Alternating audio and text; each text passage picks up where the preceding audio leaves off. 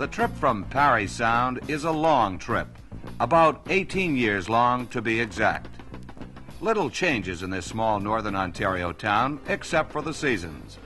Boating and fishing is the summer tourist attraction, and then comes the Arctic winds and snows of winter.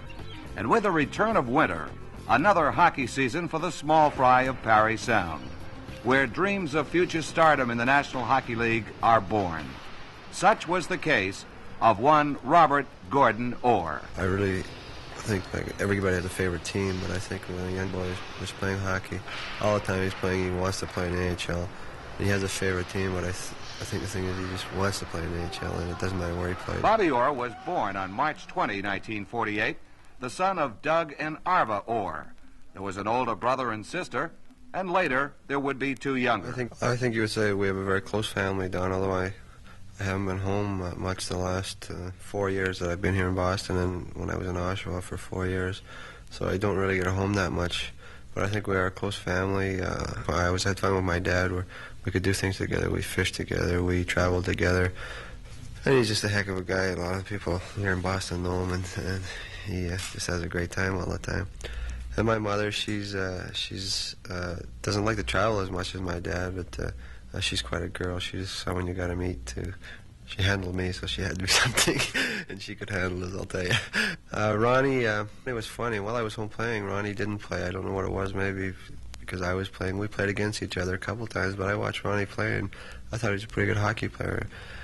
Ronnie's very quick on the wit, and he runs a store back home. He's a good businessman, Ronnie. Penny reminds a lot of people of Goldie Hawn from Laughing, and this is just how Penny is. She's quite a little girl, and Dougie just goes about his way. He doesn't bother anyone.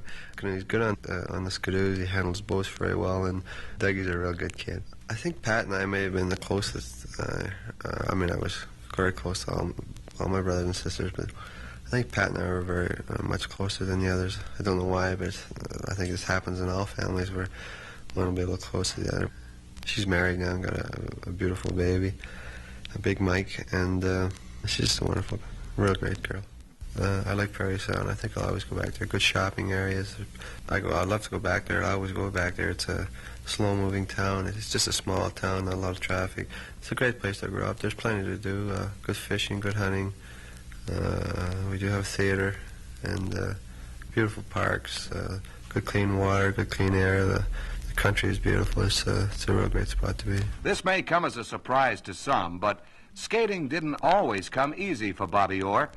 As it is with most Canadian youngsters, he learned young. Doug Orr, Bobby's father, was there the day Bobby first took to the ice at age 4. From then on, he just kept going, I guess.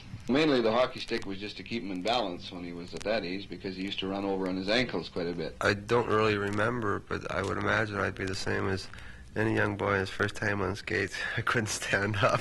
I'd be over on my ankles. As he progressed along with his skating, he became very good with the hockey stick. He really started to show good hockey sense when he was 9 years old, when he started to play Pee-wee hockey. And I think that was the year that he won the Most Valuable Player Award for Ontario as a Pee-wee. I think that was around the same time that Boston first had a look at him. The best I can remember Bob is when we used to have an outdoor rink down on the river. I lived on River Street, and we used to build a rink on the river, and when Bobby was learning to skate very well then, and he used to get a puck and sort of play shinny with us, you know. And he could really control a puck, and I can always remember him then. His mother used to come and watch him over the riverbank, and he could go through a whole team there, and everybody wouldn't try to tackle him too hard, you know, but he could really control a puck then. I think that was when he was about 9 that he really showed prominence as a hockey player. I was very lucky when I was young, when I started to skate, that we had plenty of ice, and it's very unfortunate, but I think there's a problem now with kids. They just don't get the ice. I mean, we skated outside more than inside, and that's where we were very fortunate. I can remember him shooting a puck against a piece of tin I had out in my garage here, and he'd spend hours a day just shooting the puck. And I think he developed most of that himself. Bobby Orr's life as a boy in Parry Sound was exciting to him. School and hockey from September till June, and from June till September, well, that was reserved for fun, a little fishing, and daydreaming of that life not yet lived. When did Bobby Orr decide for himself that a professional hockey career was his goal?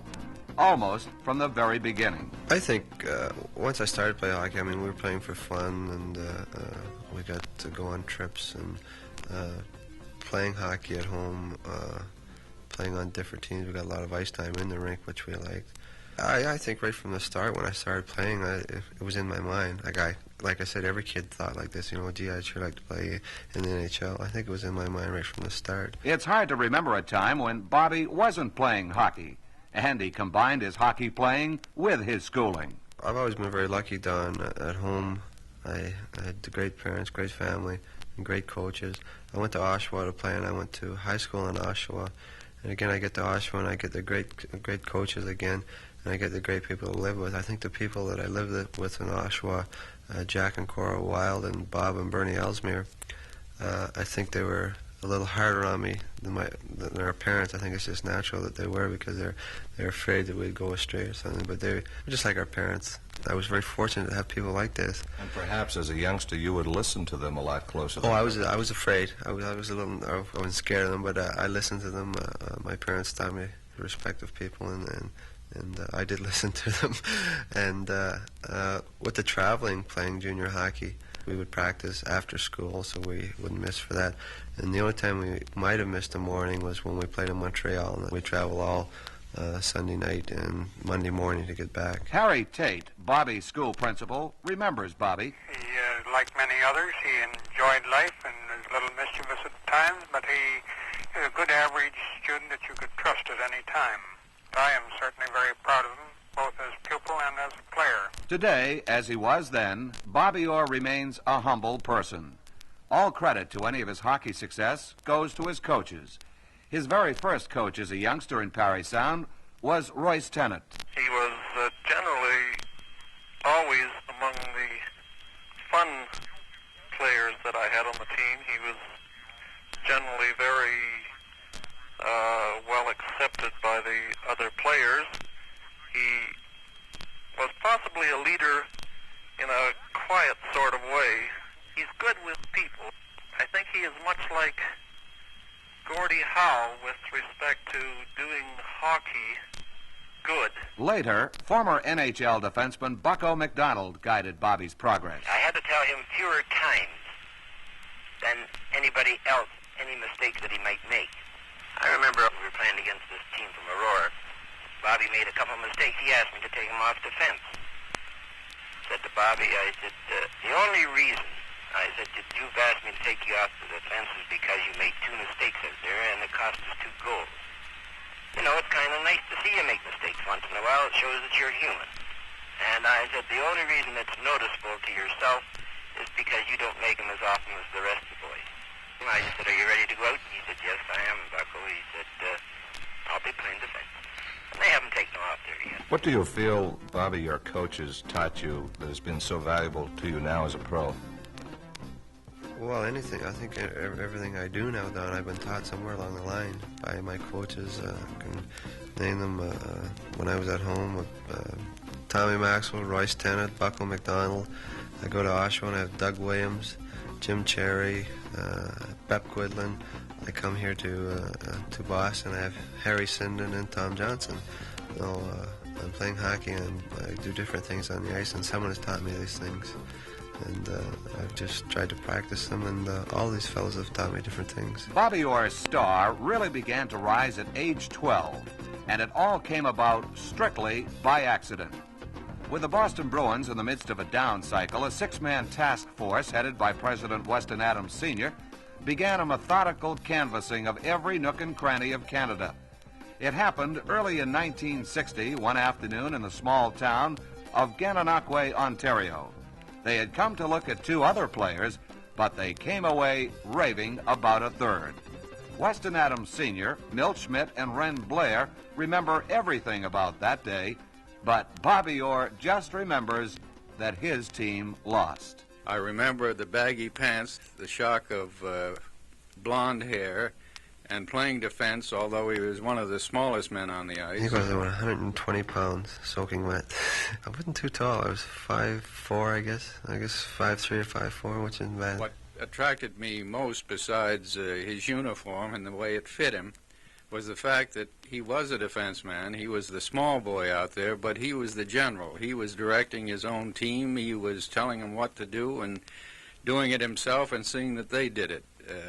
The old expression of he had the look of eagles in his eye, I think fits the situation very well. He just looked like he was destined for greatness in hockey. And after 2 or 3 minutes of play, I turned to Lynn and I said, there's a kid on that Perry Sound team that's either my eyes are going on me or something, but he looks like something outside of the normal sphere of hockey players at this age. I can remember the game. We got beat that game. Watch that Perry Sound team for a moment and see if you think it's the same player I do. And Lynn looked at me and he said, that little guy number 2? And I said, yeah. And he said, isn't he something else? He certainly acted like a big leaguer at that time, moving the puck out of his own zone. I can recall the time. I can't recall how I played.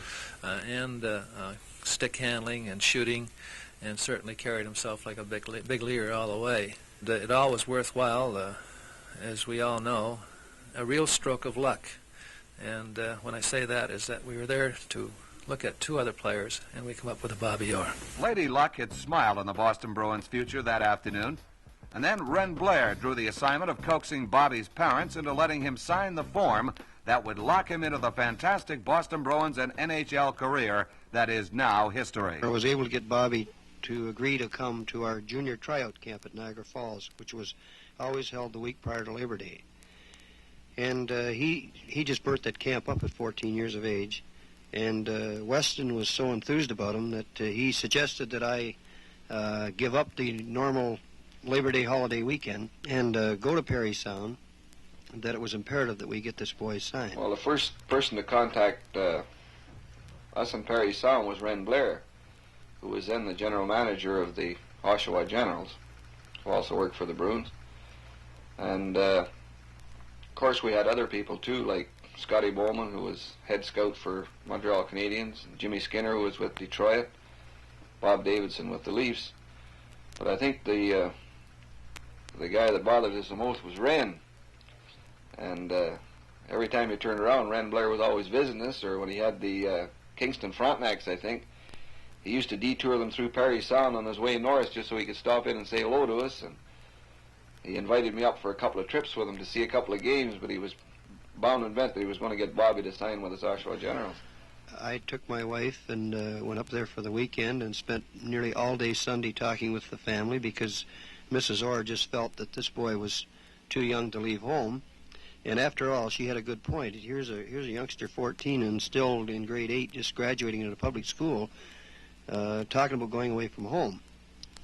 And I didn't get him on the Sunday, and I stayed overnight and went back in on the Monday and talked also with Doug Orr, the father, and the mother, and finally around noon hour that day, I eventually got Bobby to sign that card. I guess I was 13 or 14 when I signed the contract, and at that time, they could sign boys my age or any age, I guess, and they were then owned by the Boston Bruins or whichever team signed them to a contract. I feel very proud that I was able to have a part in signing Bobby.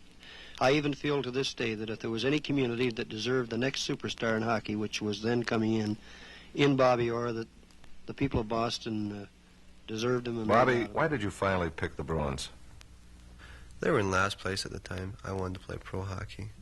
And maybe I thought it might be the easiest team to try and make. I mean, I don't think there was anywhere for the Boston Bruins to go but up. They were in last place. So maybe I felt that was the easiest place to go or the easiest team to try and make, and they had to go up, and I'm sure glad I went with them. And the Bobby Orr career was launched. 14 goals his first year, 30 goals and a new record his second year. The entire hockey world was buzzing. But what about Bobby? Had his success changed him? We talked to some of his hometown people. Bob Holmes, who runs Holmes Marina. Doug Janak, where Bobby works summers in his store. And Bobby's brother, Ron. I first met Bobby when he was a kid, of course, playing in the minor system. But I never really got to know him personally until he turned junior in Toronto, and I used to drive him back and forth to the games. On your trips back and forth to the games, What did Bobby think and talk about most? Oh, he talked a lot about hockey, of course, and his schooling. He was very interested in a lot of varied sports. Did you ever imagine in those days that Bobby would make it as far as he has in the National Hockey League? Well, I think people thought of it, but I don't think anyone believed that he would go as far as what he had at his present age. Fishing next to hockey is his favorite recreation. I would imagine that when Bobby comes home in the off-season, that's probably the first thing he heads for. We have his boat ready for him and ready to go, and he just comes down, and he goes right straight to Moon River with some of his friends. They always come back with a real good catch. He worked in our store here when he was probably 14 and 15 years old. He was playing junior A hockey at that time for Oshawa. Bob worked in here as a stock boy. He also sold merchandise, and he's quite a good boy. Bobby hasn't changed, as far as I'm concerned, from the days when he was 14 and 15, except he's more mature now. There's one instant that I can remember of Bob, that when he used to play for Oshawa Generals. Oshawa came up here to play one time, and they were playing against our junior C's as an exhibition game. And a little scuffle got out in the ice there, and Bob was out in the ice, and so was I. I remember one time him knocked me down. So he always talked about hockey, and he was always at the arena. But when it comes to, he was always a sportsman anyways, coming to fishing, and not too much hunting, but he always liked fishing and out in the boat. When he comes home to Perry Sound, he's the same. I mean, he talks to all the people he used to know, and he doesn't like talking that much about hockey. When he comes home, he just likes to enjoy himself, but I don't think it's changed him at all. Bobby continued to set new records in the OHA despite tremendous competition. I'm sure out of 20 guys, there's got to be 15 playing pro hockey right now.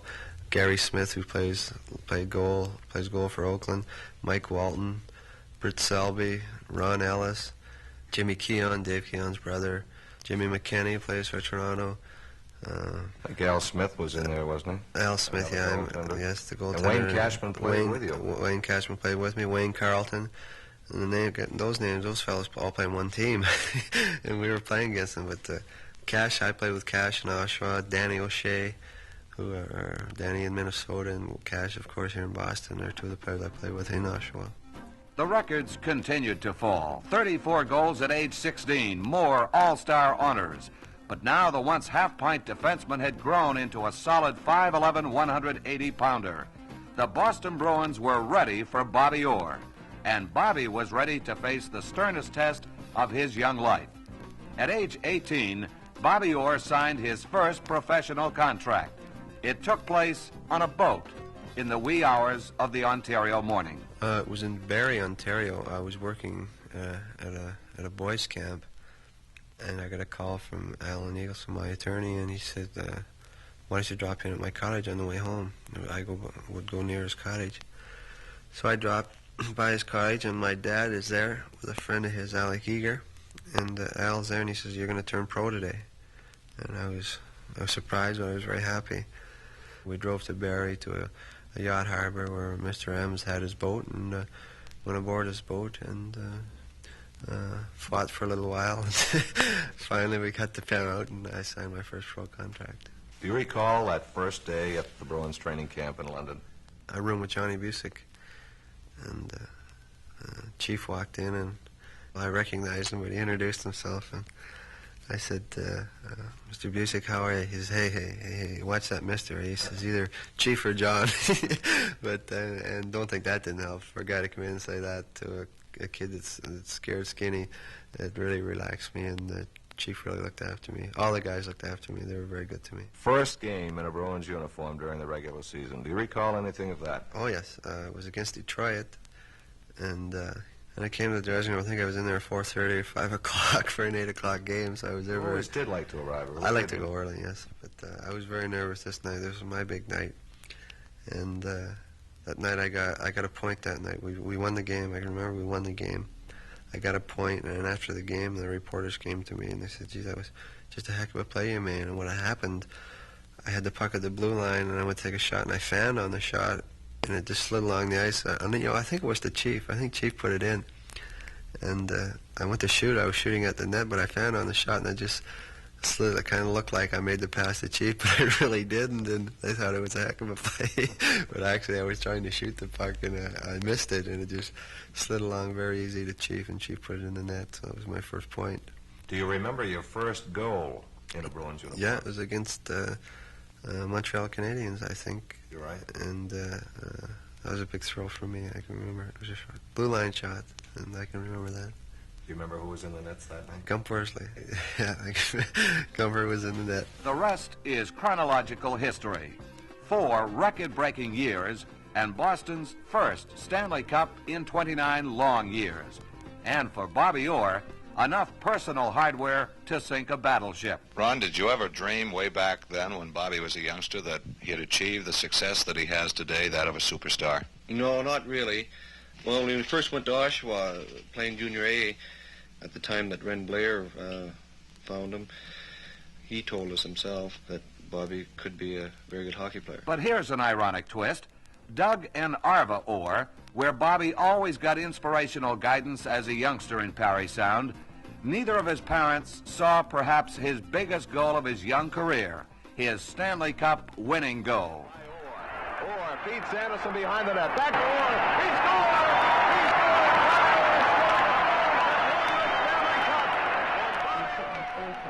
I've been upstairs and downstairs. Oh, the place was full. There must have been 25 or 30 of them here, and they had the TV on upstairs, and you could have cut the smoke upstairs with a knife. And I was on the steps so I could move, because I can't sit still. That's why it bothers me to get me in the gardens down there, and I've got to sit there. And when we needed the overtime, I took off. But I did watch the replay, but I didn't see the goal. What were your thoughts even when you saw the replay? Well, by that time, this place was in such a... You couldn't hear yourself. Everybody was yelling and shouting at Roddy, and came over in a bunch of them. But I never thought of him getting the goal. I mean, I really... When we needed the overtime... I mean, I knew they would... I figured they'd win the Stanley Cup because we were all right. We could win another game. But I didn't... I never thought of him getting the goal. When the game was tied, I went out underneath the stands, and I was walking back and forth under there, and... all of a sudden, I heard the big roar go up, and I heard somebody yell, "Orr scores," and that's the first time I knew he scored the goal. 2 Orrs. Bobby and his dad, Doug. Congratulations, Bobby, on a tremendous victory. Thanks, Don. It's so great. I don't know what to say. This team, unbelievable. The guys that are hurt, they're out yelling for us between periods. They're in the stands, they're fighting for us. The guys that are playing goaltending, we put everything together. Just a great bunch of guys. Great. Doug, how do you feel about it? This is the happiest day of my life. Ever since I accumulated Bobby, I was waiting for this. I was not watching the game, but I was there. But I want to tell you one thing. My wife is at home, and she is crying right now. This is the happiest day of my life. This is the happiest day of my life.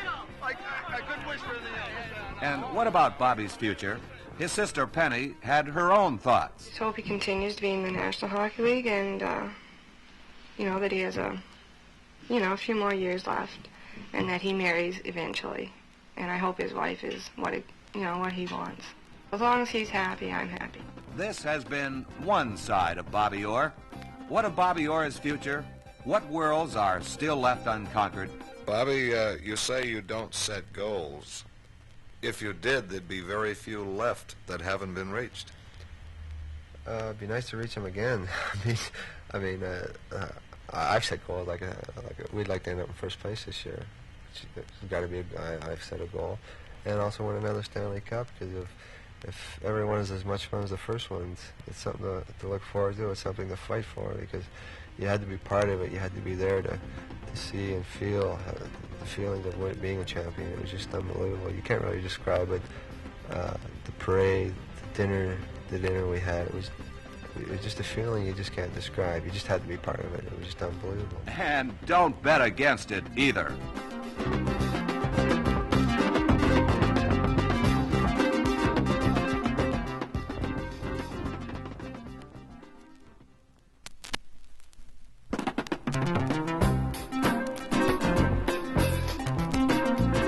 This is the other side of Bobby Orr, the side most hockey fans still find most difficult to believe.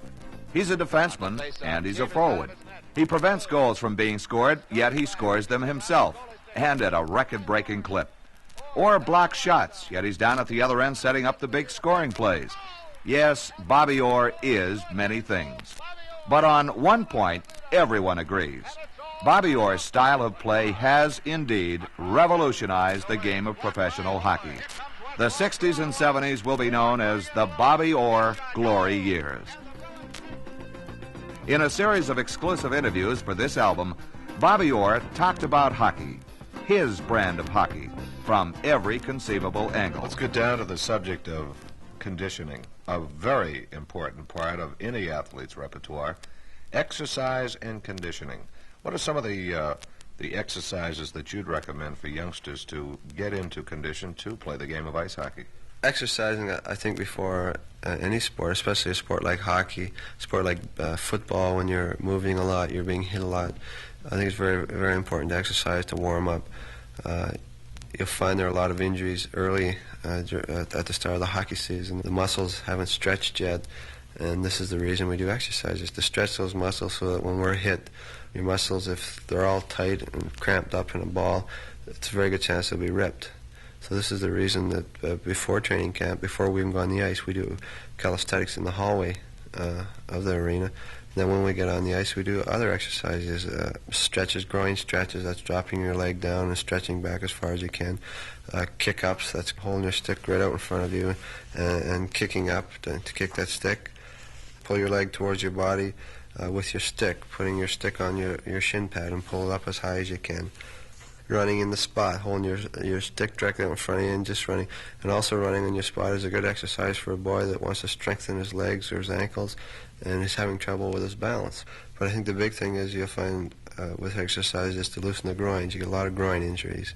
And this is the reason we have a 15-minute warm-up before a game. This is to prepare ourselves mentally, but most important is to loosen our muscles up before the start of the game. In the off-season, people say to me, do you lift weights? I believe in exercising. When I say exercising, push-ups, sit-ups, chin-ups, and take light weights. It's much better, and I'm sure if you talk to just about anybody, they'll tell you it's better to take light weights and do sets. Do three or four sets of 10, and that'll do much more good than taking the big heavy weight and just doing no sets at all, just pushing it up 5 times. What about running? Running will improve your wind a little bit, but when you get on the ice and start skating, I don't know, you're breathing differently. I don't know what it is. It does help a little bit, but it's different. But it doesn't hurt. It doesn't hurt you at all. Well, of course, once you're on the ice, I know in training camp, wind sprints are very much a part of your daily routine. Yes, wind sprints are very important for your wind, but this is where a lot of guys pull their groins. Quick starts, and this is the reason for building up, gradually building up, doing more and more exercise each day, just stretching those muscles out. And then the wind sprints, this is where you're really going to tell if you've got those muscles stretched out enough yet. If you pull a bad groin, you didn't have your muscles stretched out enough. But this is when they really tell. Stops and starts, too. That's right, the quick starts, the stops. It's also very important. If you can't start and stop quickly, then you've got to get back to the exercising. This is the only way to do it, and it's very important. Another familiar exercise around the hockey rink during preseason time is the pushing and pulling, players pushing against another who are trying to hold back on them. That's a conditioner. That's a toughie. This is where we push a player down the ice and he holds by putting his skates out to stop. I would have to say that's the hardest exercise that we do. I mean, but that's for conditioning and also great for your legs. This will strengthen your legs because it's darn hard. Bobby Orr is very particular about every piece of equipment he uses in playing hockey, and he feels everyone should be. Any player, any age, any size, if he's going to play hockey, I really feel a full set of equipment should be used. Injuries can happen so easily, and usually the serious injuries are just a freak accident. And I think that's a good reason for players to wear a full set of equipment, doesn't matter what league or if he's playing out in the pond. If a bunch of kids are playing on the pond, I really think the equipment should be used because you're going to be hurt so seriously with the sticks or the puck, fall, hit your head on the ice, run into the boards. If you don't have equipment on, it's just too easy to be hurt. And I think every kid should wear equipment, no matter what league he's playing in or how big he is or what it is. And something that a lot of kids don't do is their skates. They don't keep their skates sharp. And this is, again, where young kids get hurt so so often. Their skates aren't sharp. They can't cut into the ice, and they try to turn a corner, and their skates go right up from under them, fall, hit their head on the ice, and this is where they get hurt a lot. So the kids should always keep their skates sharp, somehow keep them sharp. When I was buying my own skates in Parry Sound, I used to buy them the size or size and a half bigger and put a couple pair of socks on in them to make them fit a little better, because we were growing so fast. We didn't have a lot of money. We were growing, and I grew so fast. Why buy a pair that I'm only going to use for one season, and next season I got to buy another pair? I think every kid should wear helmets. I think what's going to happen, like it's compulsory to wear helmets just about in every league in Canada now, and I think in the States, university, these young players coming up, they're going to be wearing helmets all these years. Now when they're ready to turn pro, they've had the helmets on. Now they're going to say, well, why take them off? You'll see helmets. What about sticks, Bobby? This probably is the second biggest problem area as far as younger kids are concerned, selecting the proper stick. You'll see a lot of kids getting hurt down being poked by sticks, because a lot of kids, when they're skating, their arms are flying, and if the stick is too long, it's going to be sticking out, so they're going to be poking kids. A stick should come up to your nose. We measure the kids, and we have the stick coming to their nose, which is a good length for them. All sticks are different. For kids going out to buy sticks, I mean, you can go out and pay $6 or $7 for a stick. You can't expect these parents to go out and buy a $6 or $7 stick every week for a kid, because sticks break awful easy. There are a lot of real good sticks you can go out and buy for $2, $2.50, $3. Real good sticks. Now, the lie of the stick is most important, is it not? Well, when I went to Oshawa, I didn't even know what the lie meant.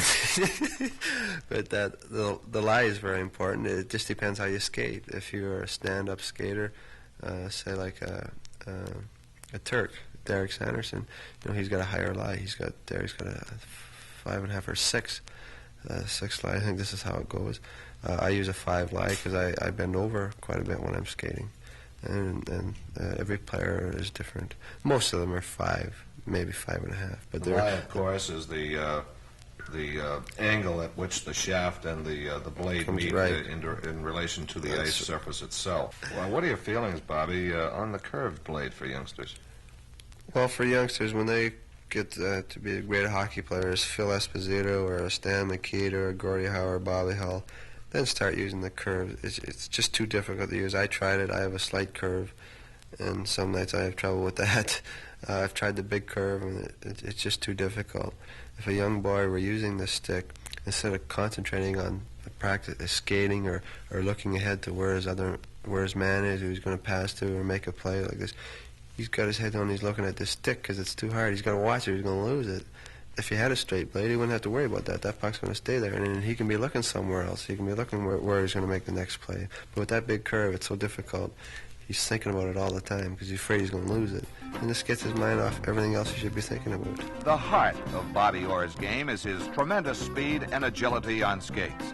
When Bobby grabs the puck in his own zone and heads up ice, you just know something exciting is going to happen. And it usually does. Skating is the most important part of the game. If you can skate, they can usually make a hockey player of you. Now, kids first starting to skate, they're going to have trouble getting their balance. And all this is practice. Just practice. You fall down, you get up. You fall down, you get up. A good way to start is by giving a youngster a chair. Just give them a chair and let them hold on to the chair, and they'll just push the chair around, and so one day they'll just drop the chair and away they're going. Don't worry about going over on your ankles. I mean, I still skate on my ankles. If you watch the pros, they still skate on their ankles. Although their ankles are very strong, they still go over a little bit. When you're skating and turning corners, if you glide around the corners and you're chasing someone, you're slowing down too much by gliding. But if you skate around the corner, and that's skating around the corner is crossing your legs over one leg and pushing, cross it over and push, cross over and push, you're going to keep up the same steady speed. Now, what about the age? At what age should a youngster start trying to learn how to skate? A youngster can start skating at whatever age he wants, really, as long as he enjoys it. Let him skate whenever he wants, whenever he can stand up. If he wants to skate when he just learned to walk, let him skate if he wants to, because it won't hurt them. In his arsenal of offensive weapons, Bobby Orr employs the entire gamut of shots known to hockey. Each shot is designed for a distinct purpose and Orr uses each one of them to perfection. The most effective shot is the wrist shot, and if you look around, well, like I say, the kids watch the pros, and you see a lot of the pros using the slap shot, so right away the kids are going to use a slap shot. But I would say to all young boys that are starting to play, develop your arms. And when you get the caliber of SB or Bobby, Hull, or Gordy, or any of these guys, then go ahead, use a slap shot. But until then, develop your wrist shot. Develop those wrists. You've got to have strong arms. This is where you get your good shot. Just sit some night watching TV and just squeezing balls. Squeeze them as hard as you can, and after a while you won't even know you're squeezing and be sitting watching a movie or something. And it's so simple, but it's a great exercise. And see, it's just a simple exercise. It's a simple exercise that do so much. And it will develop your arms, your forearms, and help you with your wrist shot. But it's most important. The idea is to bring the puck from behind you, and as you bring that puck forward to use it, your weight comes forward with it, looking where you're shooting. Keep that head up, because you see so many young guys getting hit. They're watching that puck, they're watching the puck come through, their weight's coming through, it's just perfect, but they're watching, wham, somebody's going to hit him and hurt him seriously. Or the goaltender, if you're in close and you're going to use your wrist shot, the goaltender will just come out. And you won't see him because you've got your head down watching that puck. And when I let my wrist shot go, at the end of my wrist shot, I've cocked my wrist, I've released my wrist, and when I've released that puck, all my weight is on my front foot. When you're shooting the wrist, using the wrist shot, if you want to keep your puck low, what you do, you use a low follow through. That is, after your shot, you follow through low. But if you want the puck to rise up, or you might have to shoot a little higher, you follow through as high. You follow through raising your stick up. If you want low, you follow through keeping your stick down low, and this keeps the puck up or down. I don't like to teach kids to use a slap shot. It's not a hard thing to do, but I think it's so much more important for a kid to develop a good wrist shot rather than a slap shot. Okay, Bobby, let's talk about two other shots that are in the repertoire of all of the pros, the backhand shot and the flip shot. Your backhand shot is just like your forehand. Although you are on your backhand, you're coming through with it again, your wrists are cocked, and you're coming through with it, and as you bring that puck forward, your weight's coming with it, and when I release my backhand shot, all my weight again is on that front foot, and I release my wrist. It's the same idea as the wrist shot, forehand wrist shot. But it's one of the most difficult shots to stop for a guy coming in off the wing and using that. The flip shot, it's used quite often. I use it a lot when we kill penalties. We got to get the puck out of our end. We don't have a lot of room to shoot it out, to flip a high shot out. In close on the goal. If you're in close, you don't have room for a wrist shot or a slap shot, then you've got to flip that puck up over the goaltender or something like this. Or if a guy has a stick down between you and the man you're trying to pass to, you got to flip that puck over that stick. Just a little flip. And all it is use the toe of your blade. And it's getting the puck down. The idea is trying to just flip it up over a little bit. Just use the toe and just give it a little flick. And it's not as easy as it sounds. Just practice again. Practice. Saying practice makes perfect. You'll never get perfect, but you'll improve. What about shooting on goal, Bobby? There is a science to scoring goals and a science to reading a goaltender's weakness. The best place is to shoot if you're shooting at a goaltender. The four corners, the two lower corners and the two upper corners. I think the best spot is low on the ice. You talk to young defensemen, right? They're shooting from the point. They're trying to put it right through the boards. But the thing a defenseman should be trying to do is just make sure the puck is on net, where they can get a good shot or not. Just get it towards the net, because you never know what's going to happen. It could go off a leg. You're going to get a rebound. It might even go in. You never know what's going to go in. Right on the ice is the best shot, but a lot of times up in the top corners, those four spots are the most difficult to stop. It's hard to pinpoint exactly what sets Bobby Orr apart from the other great stars of hockey. Each of them does many things well. Each of them has his own particular trademark. But if you have to single out one outstanding characteristic that is Bobby Orr, it's that everything he does at top speed. His instincts and anticipation are truly uncanny. When Bobby makes a move of his own or parries the move of his opponent, he does it with no hesitation whatsoever.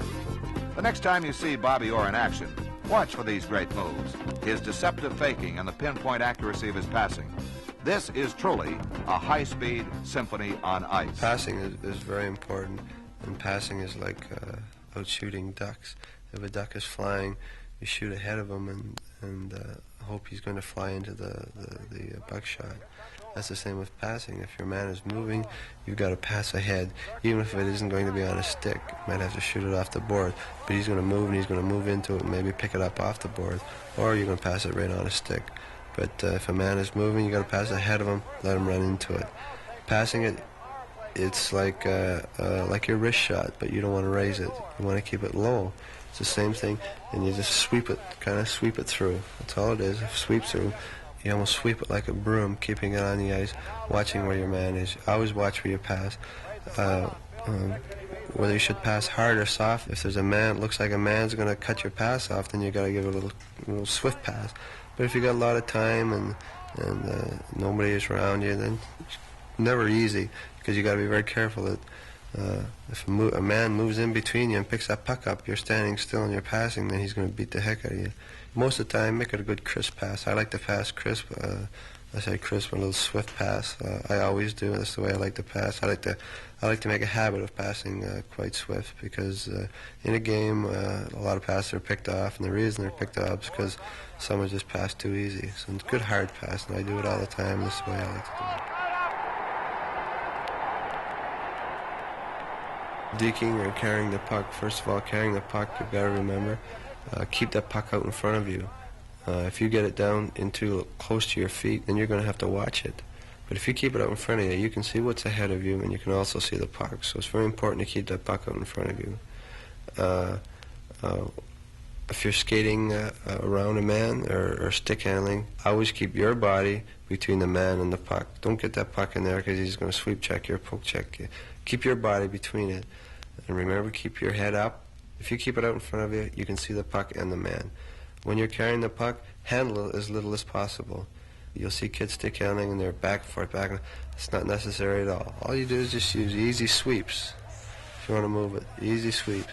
Now, if you've got a long distance to go when you're carrying the puck, what you do is you push it ahead of you and you chase it. Not too far. Push ahead and you chase it. Checking is a very important part of the game of hockey, and a very important part of Bobby Orr's game, too. Bobby explains the different type of checks used in hockey. So many people think that to check a man, you got to hit him, and hit him so hard he's almost over the boards. Or, checking is taking a man out of the play, and that's all it is. There are different kinds of checks. There's the hip check. That's hitting a man with your hip, your backhand, which Leo Boyven does very well. Leo is just the greatest hip checker I've ever seen. He's hit me a couple of times. I thought there was trucks on the ice. He's hit me a couple of beauties. There's a shoulder check, which Billy Spear uses very well. I've never seen a guy use a shoulder check like Billy used it, and he's just the greatest I've ever seen.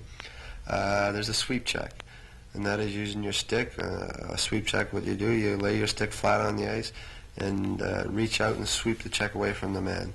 Derek is going to be one of the best Derek at that. is the best. Derek is the best, and the best I've ever seen using a sweep check and forechecking. When he's forechecking, he uses a sweep check like I've never seen. He hooks the puck off their sticks. It's unbelievable. The sweep check is also used if I were chasing a man, coming up behind him, if I can reach up from behind him and sweep the puck from him that way. Derek also does that darn well. There's the poke check, and this is waiting till you think you can reach the man and making a lunge and poking the puck off this man. But the big thing is just keep your arms tucked in and your stick in, and then he doesn't know how far you can reach. And then when you think you can reach him, then it's time to lunge out with your stick and your arm and sweep it or poke it from him. Of course, there's two other checks which really have nothing to do with the actual checking, but is a movement of the offense or the defense, forechecking and back-checking. Forechecking is when the puck is shot into your end and the tires that come in to check you to try and take the puck from you or keep the puck in your end. That is forechecking. Back-checking is simply if the centerman is carrying the puck down the ice, the wingman is skating. The guy that's watching that wingman, the guy that's skating back with that wingman is the back-checker. He watches him right into the end. Defensive play in hockey can be just as exciting as offensive play, the way Bobby Orr plays it. Here again is where Bobby's fantastic sense of anticipation and timing comes into play, knowing just when is the right time to drop down to block a shot, employing instinctively the correct moves around the net in covering the puck carrier or guarding the net. And note, too, that defensive play when your team has the man advantage differs greatly from those times when your team is killing off a penalty. Blocking shots, people say to you, gee, you must be crazy going down the block shots like that.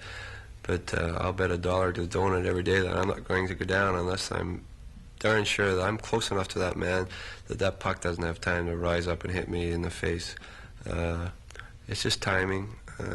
It's simple as just timing. That most of the time if you see his blocking shots, it's in real close on the goal, and the guy doesn't have a lot of room, and the puck just doesn't have time to rise. I've noticed times, too, and Dallas Smith will use this technique also, as I've seen you do. You will take the stance of a goaltender with your stick in front of you. This kind of gives you a head start if you do block it and the puck is deflected behind the shooter. If we do get a piece of that puck and we can get it out by that man, might have a good jump on him. We might even beat him. Rather than to drop to your knees to block. So you got to be very careful when you're blocking to your knees. That's why we always tell kids, always use a one-leg drop. When you go down, just drop down on one knee. And the reason for this is that you've still got one knee or one skate on the ice, and you can get up much faster than if you go down on two knees and he fakes a shot. You could be in serious trouble because you're at his mercy. He just slip around you. So you got to be very careful blocking shots. Donnie Owery does he blocks shots. He's like a baseball slide. When we are killing a penalty, we use what we call the box, and this is where we have 4 against 5.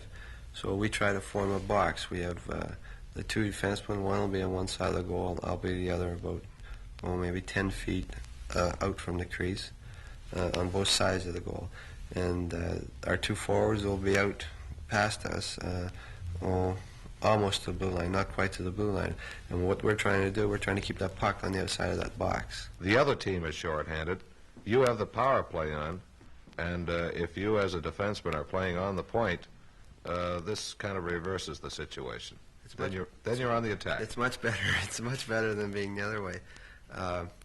What we're trying to do, the best play, I think, while we have a man advantage, is to get the puck on their end. They're going to try and form the box too. So what we usually do, we put the big guy Espy in the middle of that box. We get him in there, and usually we try to feed him, and it's been quite successful so far. But the big thing is to get in that end and get possession of the puck. They can't run around after us because we've got one extra man, and all we have to do is keep feeding the open man. Having a man advantage is much easier than killing a penalty. And these are merely the highlights and the finer points of playing the game of hockey. Putting these tips from Bobby Orr into practice is now strictly up to you. And the key word is practice. Practice, determination, and dedication, the heart of all successful athletes. Bobby Orr started skating at 3 and hasn't stopped practicing yet. And as long as he plays the game, practice will continue to be an important part of the Bobby Orr game. Make it an important part of yours, too. Yes, Bobby Orr is many things, and to hockey fans everywhere, he's the symbol of a new and even more exciting era in the long history of the National Hockey League. The 1969-70 season was perhaps the greatest year ever for individual accomplishment, and Bobby Orr was the sculptor that carved new vistas into the already bulging National Hockey League record book. From the shy smile and soft-spoken voice to the fierce battle of blade, stick, and puck. From the delicate sensitivity of a boy-turned-man to the perfectionist on ice. These are the two sides of Bobby Orr.